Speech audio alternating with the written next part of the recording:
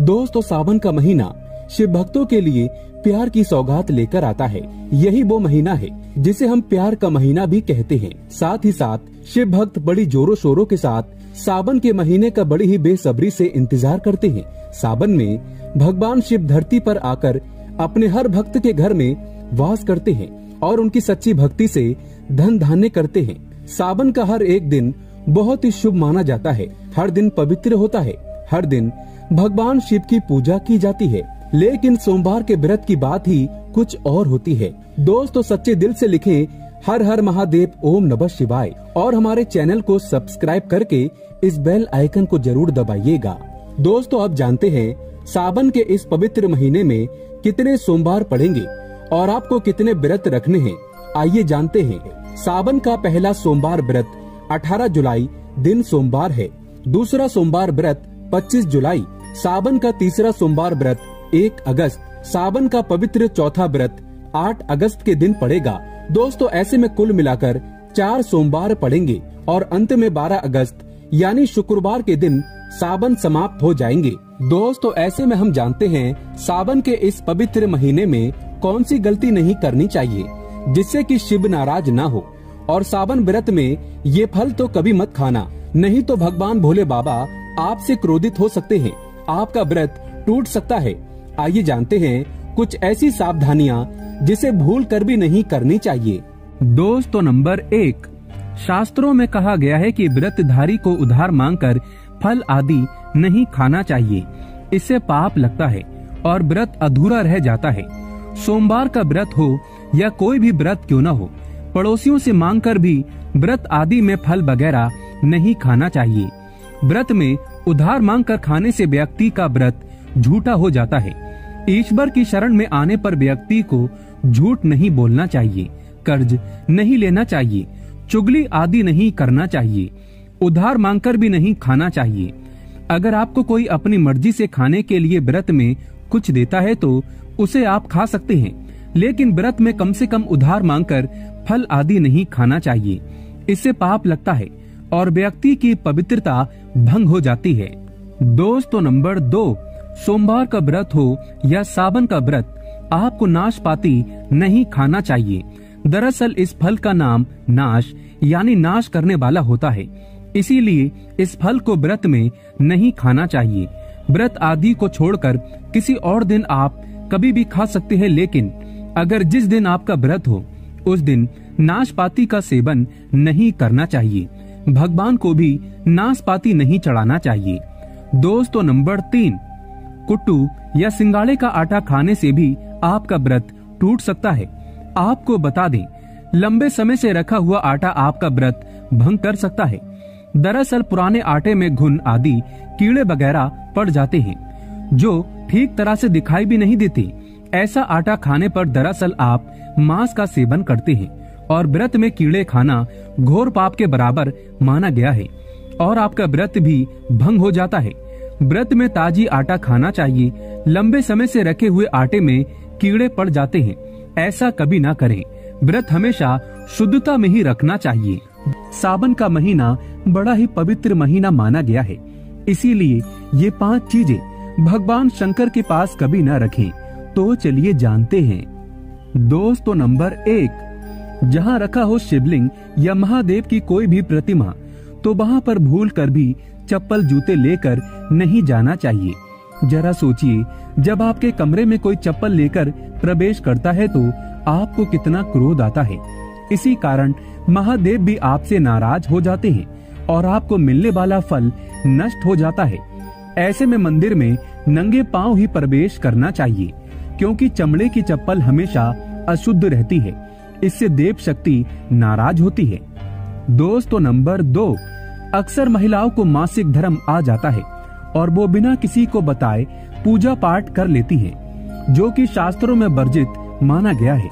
इस समय महिलाओं को जानकर भी अनजान नहीं बनना चाहिए। अगर आपको मासिक पीड़ा है तो घर के बने मंदिर में या बाहर बने मंदिर में कभी प्रवेश नहीं करना चाहिए। इससे देव शक्तियां नाराज होकर आपसे क्रोधित हो सकती हैं। ऐसे समय में शिवलिंग को छूना घोर पाप के बराबर माना गया है। जरा सोचिए, ऐसी अवस्था में जब महिला को बुरा लगता है तो ईश्वर को कितना बुरा लगेगा। इसीलिए महिलाओं को ऐसी अवस्था में मंदिर, यात्रा, घर में पूजा पाठ, भगवान की प्रतिमा को छूना या तुलसी में पानी भी नहीं डालना चाहिए। तुलसी का पौधा भी सूख जाता है। जब देव शक्तियाँ नाराज होती हैं तो लाजमी है कि घर में कंगाली और गरीबी, लड़ाई झगड़े होने लगते हैं। ऐसा कभी मत करना। दोस्तों, नंबर 3, शास्त्रों में बताया गया है कि जहाँ होता है शिवलिंग तो वहाँ पर सभी शक्तियाँ सक्रिय रहती हैं। अगर घर में होता है शिवलिंग तो वह व्यक्ति महादेव की कृपा सदैव पा लेता है। वास्तु शास्त्र के अनुसार शिवलिंग से हर वक्त ऊर्जा का संचार होता रहता है। इसीलिए शिवलिंग पर जल धारा हमेशा होनी चाहिए, जो ऊर्जा को शांत रखता है। कुछ लोग अपने घर में शिवलिंग तो रख लेते हैं, लेकिन वो एक हफ्ते के बाद जल चढ़ाते हैं, जो कि बिल्कुल भी अच्छा नहीं माना जाता। अगर आप जल नहीं चढ़ा सकते तो आप अपने घर में शिवलिंग स्थापित कभी ना करें, जो कि गरुड़ पुराण में बताया गया है। इससे उल्टा घर में विनाश होता है। दोस्तों, नंबर 4, शास्त्रों में बताया गया है कि तुलसी और महादेव का बैर माना गया है। इसी कारण तुलसी में शिवलिंग और गणेश की प्रतिमा को नहीं रखा जाता। कई लोग जाने अनजाने में शिवलिंग को तुलसी में रख देते हैं और घर में परेशानियां आना शुरू हो जाती हैं। इससे महाशक्तियां क्रोधित हो जाती हैं। शिवलिंग पर तुलसी भी नहीं चढ़ाना चाहिए। तुलसी में और शिवलिंग में कुछ दूरी होना चाहिए। दोस्तों, नंबर 5, घर का मंदिर या बाहर का मंदिर, किसी भी मंदिर में ऐसे व्यक्ति को प्रवेश नहीं करना चाहिए जिसने स्त्री प्रसंग अर्थात संभोग किया हो या उसने मांस खाया हो। अगर आप शारीरिक रूप से गंदे हैं तो मंदिर के आसपास भी नहीं जाना चाहिए। घर के बने मंदिर में कोई कपड़ा आदि डाल देना चाहिए। जरा आप ही सोचिए, क्या आप मांस खाकर या स्त्री के साथ शारीरिक संबंध बनाकर भगवान के पास जाएंगे और क्या वो आपसे प्रसन्न होंगे? बिल्कुल भी नहीं। वो आपसे क्रोधित हो सकते हैं और आपसे नाराज हो जाएंगे। शास्त्रों में इसे घोर पाप माना गया है। इससे व्यक्ति नरक में जाता है। ऐसा दुष्ट स्वभाव मनुष्य के बर्बादी का कारण माना गया है। ऐसा न करें। ईश्वर के सामने हमेशा नहा धोकर मन पवित्र लेकर ही जाना चाहिए। इससे सभी शक्तियाँ आपसे प्रसन्न रहती है। दोस्तों, सावन के महीने में महादेव को ऐसे बेलपत्र कभी मत चढ़ाना, बहुत ही अशुभ माना जाता है। दोस्तों, पौराणिक मान्यताओं के अनुसार बेलपत्र चढ़ाने से शिवजी का मस्तक शीतल रहता है। बेलपत्र से भगवान शिव की पूजा करने से दरिद्रता दूर होती है और व्यक्ति सौभाग्यशाली बनता है। इससे हनुमान जी भी प्रसन्न होते हैं, क्योंकि वे शिव के ही अवतार हैं और इस बात को शायद ही कोई जानता हो। दोस्तों, पहले आप ये जानें कि बेलपत्र का उपयोग और इसके लाभ कैसे मिलते हैं। दोस्तों, नंबर 1, तीनों लोकों में जितने तीर्थ स्थल प्रसिद्ध हैं वे सभी तीर्थ स्थल बेलपत्र के मूल भाग में स्थित माने जाते हैं। इस बात को शायद ही कोई जानता हो। दोस्तों, नंबर 2, यदि बेल का वृक्ष घर के बीचों बीच या पूरब दिशा में लगा हो तो घर में धन धान्य की कोई भी कमी नहीं रहती और परिजन खुशहाल रहते हैं। दोस्तों, नंबर 3, जो व्यक्ति बेल के वृक्ष के मूल भाग की गंध, पुष्प आदि से पूजा अर्चना करता है उसे मृत्यु के पश्चात शिवलोक की प्राप्ति होती है। दोस्तों, अब जानते हैं बेलपत्र से जुड़ी कुछ खास बातें। चतुर्थी, अष्टमी, नवमी, चतुर्दशी और अमावस्या तिथियों को संक्रांति के समय और सोमवार को बेलपत्र नहीं तोड़ना चाहिए। पूजा से एक दिन पूर्व ही बेलपत्र तोड़कर रख लें। दोस्तों, आपको बता दें, बेलपत्र कभी अशुद्ध नहीं होता। यदि आपको पूजा के लिए नया बेलपत्र नहीं मिल रहा है तो आप किसी दूसरे के चढ़ाए हुए बेलपत्र को स्वच्छ जल से धोकर भगवान शिव को अर्पित कर सकते हैं। दोस्तों, बेलपत्र में 3 पत्तियां होनी चाहिए। कटी फटी पत्तियों का बेलपत्र भगवान शिव को अर्पित गलती से भी मत करना। कटी फटी पत्तियों को अर्पित करने से शिव का अपमान माना जाता है और बेलपत्र का भी।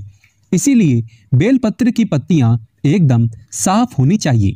दोस्तों, सावन के इस पवित्र महीने में अगर जिस व्यक्ति को 5 संकेत मिल जाए तो इससे ये पता चलता है कि महादेव आपकी भक्ति से बहुत प्रसन्न है और आपको धनी होने से कोई भी नहीं रोक सकता। तो चलिए जानते हैं। दोस्तों, नंबर 1, बैल का दरवाजे पर आना। नंदी महाराज भगवान भोलेनाथ के वाहन है। नंदी को भगवान शिव का द्वारपाल भी कहा गया है। नंदी महाराज को बुद्धि और ज्ञान का प्रतीक माना गया है। शिव के मंदिर के बाहर हमेशा नंदी महाराज विराजित रहते हैं। लेकिन अगर सावन के इस पवित्र महीने में अचानक से नंदी महाराज आपके दरवाजे पर आ जाएं और घर की चौखट को सींग मारने लगे, तब आपको समझ लेना चाहिए कि भगवान शिव आपके घर में आने वाले हैं, जो कि ये एक उनके आने का संकेत है। भगवान शिव आपकी भक्ति से बहुत प्रसन्न है और आपके घर में खुशियां आने वाली हैं। आपको धनी होने से कोई नहीं रोक सकता। लेकिन याद रहे, नंदी महाराज को तिलक लगाकर मीठा भोग जरूर खिलाएं। दोस्तों, नंबर 2, सावन के पवित्र महीने में अचानक से आपके सपनों में अगर शिवलिंग दिखाई दे जाए, अर्थात भगवान शिव दिखाई दे जाए, तो इसे आपको ये समझना चाहिए कि अब आपके जीवन से परेशानियों का अंत जल्दी हो जाएगा। भगवान शिव आपकी सच्ची आराधना भक्ति से बहुत खुश हैं और वो आपके घर में आने वाले हैं। ऐसे में याद रहे, शिव की भक्ति में कोई भी कमी नहीं आना चाहिए। घर को गंदा मत रखना, क्योंकि आपके घर में भगवान शिव आने वाले हैं। दोस्तों, नंबर 3, शास्त्रों के अनुसार माना गया है कि नीलकंठ भगवान शिव का प्रतीक है।